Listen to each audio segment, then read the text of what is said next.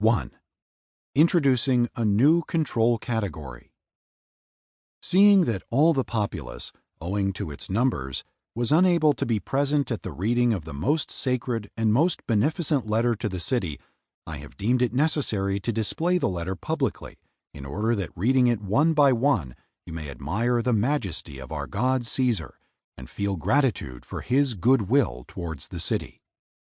Letter of Claudius to the Alexandrians, November 10, 41 CE, in Select Papyri, Volume 2, Public Documents, LCL 282, page 79.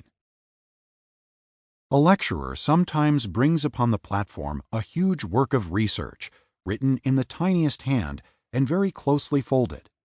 After reading off a large portion, he says, "I shall stop if you wish," and a shout arises, read on, from the lips of those who are anxious for the speaker to hold his peace then and there.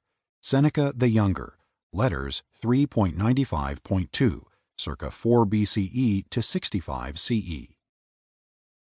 Introduction. During the first few centuries CE, literary traditions were often broadcast via communal reading and recitation events.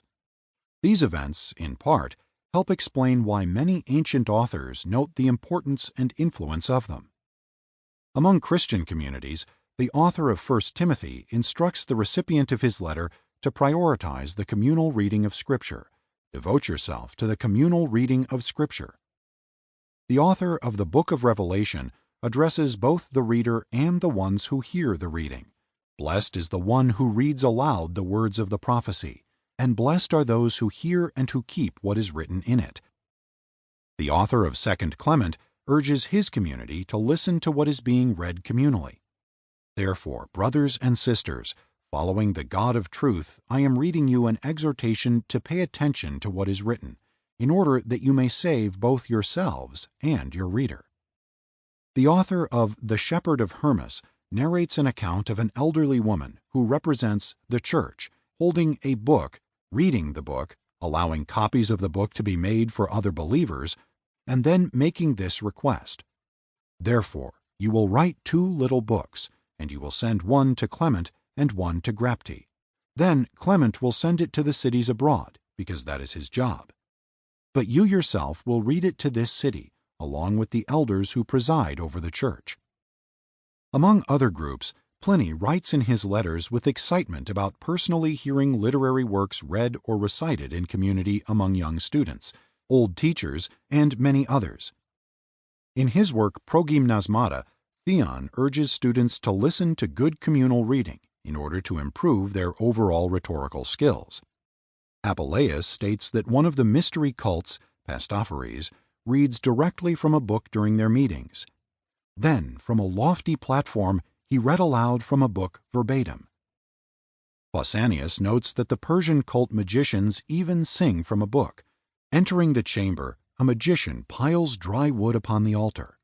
He first places a tiara upon his head, and then sings to some god or other an invocation in a foreign tongue unintelligible to Greeks, reciting the invocation from a book.